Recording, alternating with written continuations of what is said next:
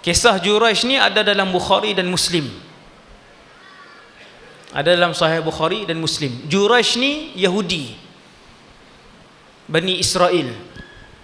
Tuan-tuan, bila sebut Bani Israel, Yahudi, tuan-tuan bayang hari ni yang bunuh, yang tuan-tuan kena ingat, hampir separuh para rasul adalah Bani Israel.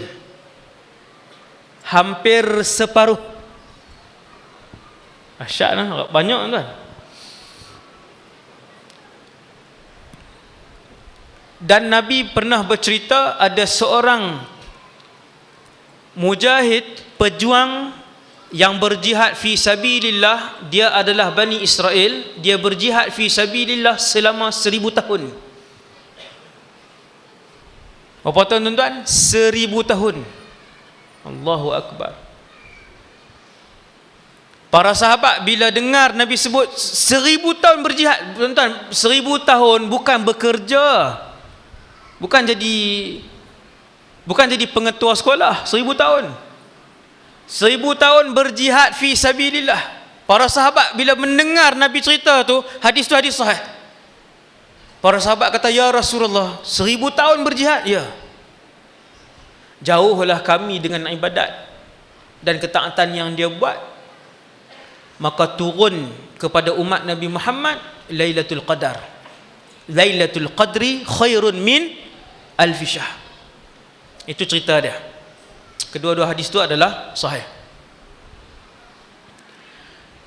Antara Bani Israel yang diceritakan oleh Rasulullah bernama Juraij. Tuan-tuan, Juraij ini nama beliau. Yang sebut tu adalah Rasulullah. Dalam Bukhari pun ada hadis ni, dalam Sahih Muslim pun ada. Dia rajin beribadat. Dia ada seorang ibu. Setiap hari ibu dia datang dengan dia, bersembang dengan dia. Kadang dia ziarah ibu dia, kadang ibu dia datang ziarah dia.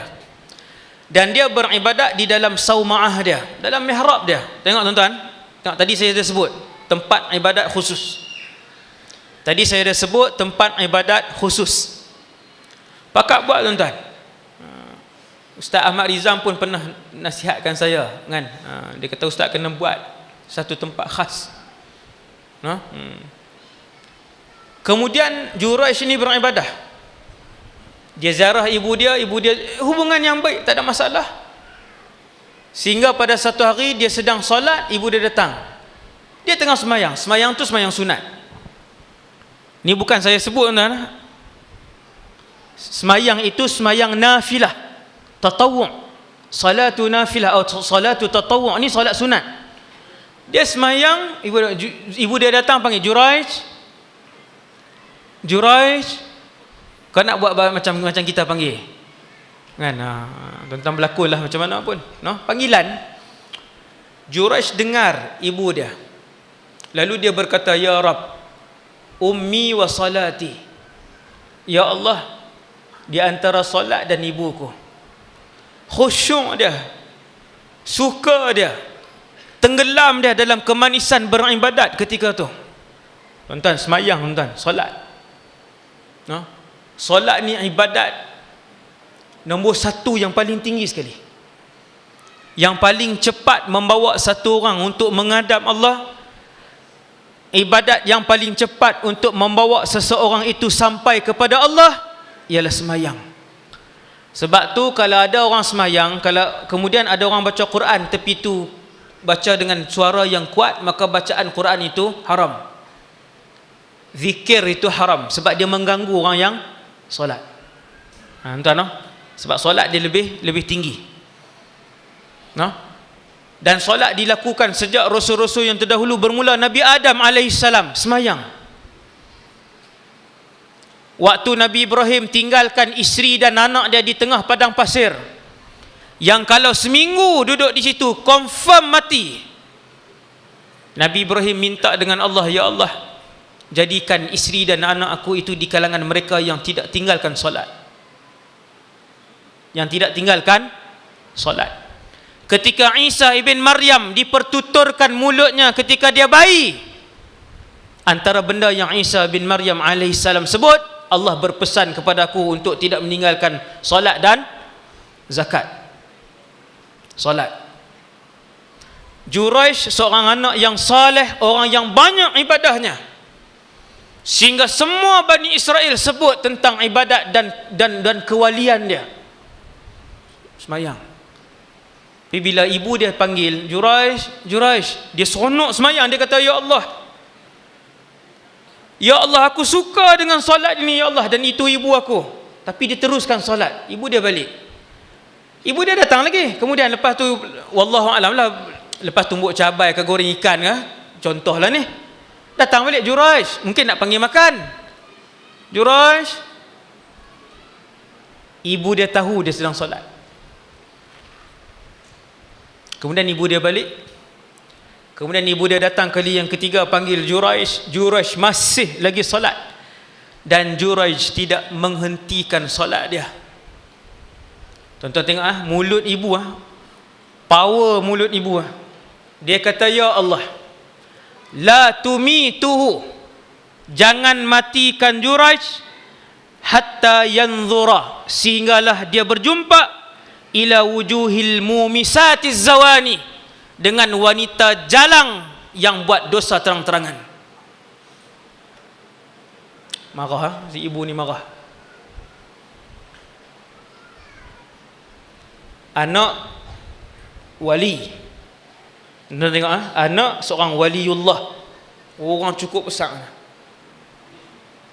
Dia buat sedikit kesalahan. Apa dia kesalahan anak tu? Apabila dipanggil oleh seorang ibu, dan ketika itu kita sedang melakukan solat sunat, maka si anak tu wajib untuk berhenti dan menunaikan tanggungjawab dia sebagai seorang anak kepada ibu dia. Kerana melakukan kebaikan dan ketaatan kepada ibu hukumnya wajib, dan semayang yang dia buat itu hukumnya sunat. Mendahulukan yang wajib lebih utama dan lebih perlu daripada sunat tadi. Tuan-tuan yang dirahmati Allah, disebabkan dia tak berhenti. Bukan salah tuan-tuan, bukan dia sepak ibu dia, bukan dia sikit je. Tapi nak kata doa ibu, tuan, doa ibu itu tajam sejak daripada Allah mula menciptakan bumi ni sampai kiamat. Bukan ibu sajalah, ibu dan ayah. Sebab tu ibu-ibu jangan keluar perkataan tak elok. Tengok anak dia nakal, apa macam beruk pun. Loh, dia sebut macam beruk, anak tu jadi beruk, jadi nakal macam beruk. Tuan-tuan, mulut ibu, mulut ayah, jangan sebut perkataan tak elok. Ibu Juraish ni bukan dia tak redha dengan anak dia, bukan dia murka pun, marah ibu. Tuan-tuan, marah ibu kan cepat. Kalau nak marah kan, ya Allah, tukarkan dia jadi emas. Untunglah juga. Jadi seketul emas, banyak kilo, tuan-tuan. Contohlah saya melawak tu, tuan-tuan. Jadi ibu ni bila dia marah, keluar perkataan tu, ya Allah, jangan matikan dia sehingga dia melihat wanita jalang yang melakukan dosa terang-terangan. Mumisat ni perempuan yang melakukan dosa terang-terangan, wanita jalang.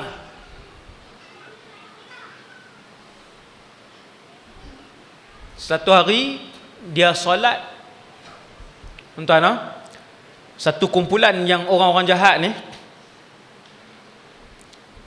mereka bagi semangat kepada satu orang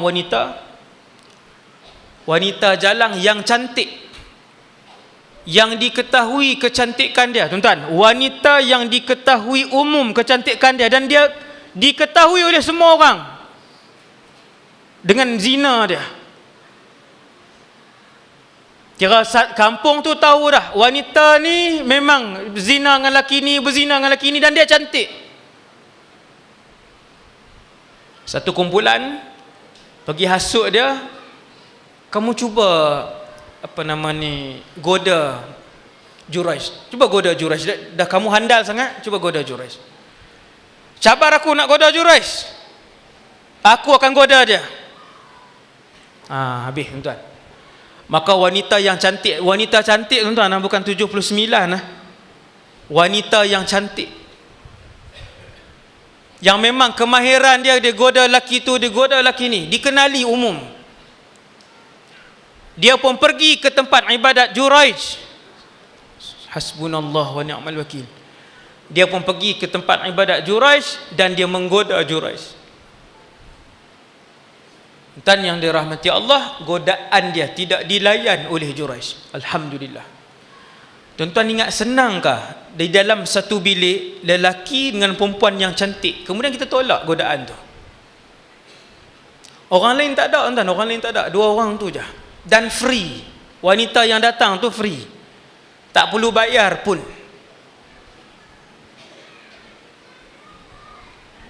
Disebabkan kedudukan Juraij yang tinggi, keikhlasan dia beribadat kepada Allah, tenggelam dia dalam kemanisan beribadah, kata para ulama tafsir, dia tengok sekali pun tidak kepada wanita tersebut.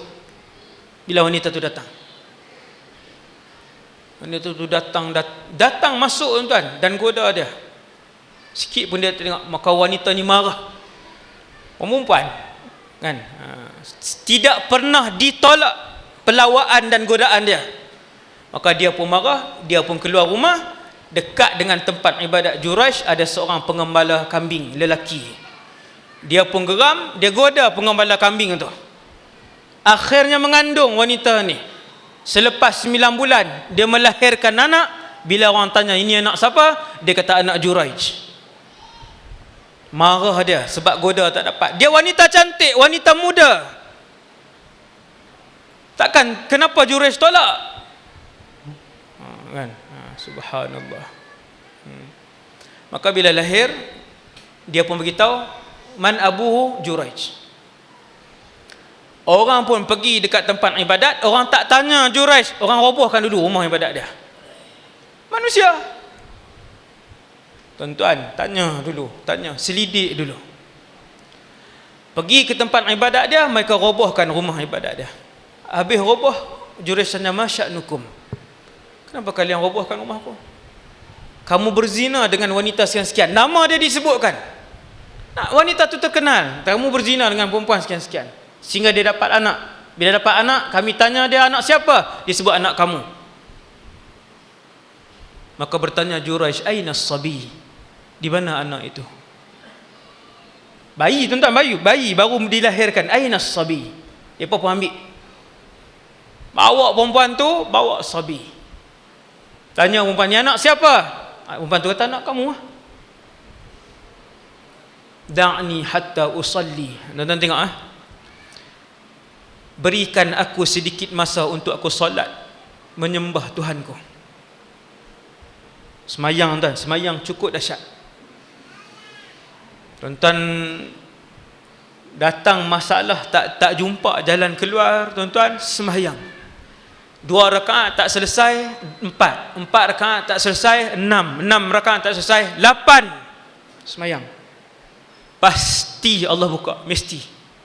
InsyaAllah, ini jaminan. InsyaAllah Allah mesti buka. Mujarab, tuan, mujarab. Da'ni usalli, da'ni hatta usalli. Dia kata, berikan aku masa untuk aku semayang. Tuan-tuan tengok, dia masuk, dia pergi satu tempat, dia pun solat, dia pun datang, lalu dia pegang perut budak tadi ataupun badan budak tadi, dia cucukkan dengan jari ataupun dengan tongkat dia. 2 riwayat. Fata'ana as-sabi bi usbu'ihi au bi asah. Hadis tu sebut macam tu. Dia pun cucuk, bukan cucuk kuat-kuat, kan? Dia cucuk macam tu dengan jari ataupun dengan tongkatnya. Lalu dia tanya, ya sabi man abuk? Wahai bayi, siapa ayah kamu? Bayi itu pun sebut fulanunir ra'i. Dia sebut nama dan dia kata pengembala kambing. Dia sebut nama sekian-sekian, dia kata pengembala kambing. Maka orang pun tangkap pengembala kambing itu dan tangkap wanita tadilah, tuan-tuan. Dan itulah bayi kedua yang dipertuturkan oleh Allah Subhanahu wa taala, tuan-tuan.